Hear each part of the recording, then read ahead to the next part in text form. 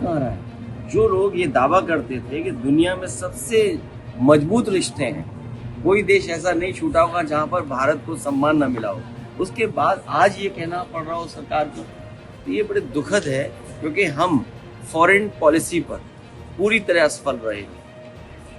Sir, और किसान के हितों पर जो वादा किया था कि हम आय दोगुनी करेंगे, वो आय दोगुनी नहीं हो पाई।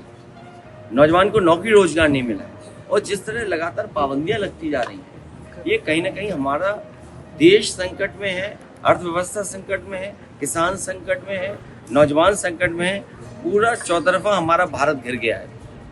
सर, जिस तरीके 25% से ट्रंप ने जब यूएस टैरिफ लगाया, उसके बाद जो स्टेटमेंट आई है एमईए की, जिसमें उन्होंने कहा है कि हम बिल्कुल नहीं झुकेंगे और थ्रेटनिंग टोन हमारे साथ काम नहीं करेगी, उसको आप कैसे देखते हैं?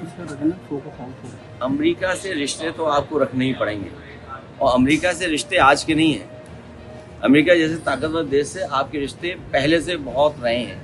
उन रिश्तों को कैसे मजबूत किया जाए और कैसे बेहतर किया जाए, इस दिशा में काम करना चाहिए, और अपने हित, चाहे वो हमारे कारोबारी हों, चाहे हमारे किसान हों, उनके हितों में सोचना चाहिए। और फिर सोचने की बात तो ये है, आज 11 साल सरकार के हो रहे हैं, आखिरकार ये कहना क्यों पड़ रहा है, क्या वजह, क्यों कहना पड़ रहा है? बहुत सारे ऐसे फैसले हुए होंगे कहीं ना कहीं कि आपने उन कारोबारियों को लाभ पहुंचाने का काम किया होगा सरकार ने, कहीं वो बात तो नहीं है? क्योंकि फॉरेन पॉलिसी देश के लिए बननी चाहिए थी, फॉरेन पॉलिसी में कुछ लोगों के हित नहीं साधने थे, शायद कहीं यही बात तो नहीं है। क्योंकि अभी जानकारी बहुत नहीं है, लेकिन मुझे उम्मीद है कि भारत दुनिया में सबसे मजबूत दिखाई देगा देश। अखिलेश जी, योगी आदित्यनाथ ने चाइना जा रहे हैं, प्रधानमंत्री चाइना जा रहे हैं, हमारे अगर वो चीन जा रहे हैं तो हमारे मुख्यमंत्री जी को भी जरूर लेते जाएं, क्योंकि वो नाम बदलने में आसान है, वो नाम चीन का भी हो सकता है बदल दें। सर, उन्होंने कहा कि जी फॉर गणेश जी हमारे टाइम में, और अगर गलती से समाजवादी पार्टी सरकार आ जाती है तो जी फॉर गधा, किस तरह से, क्या कहेंगे?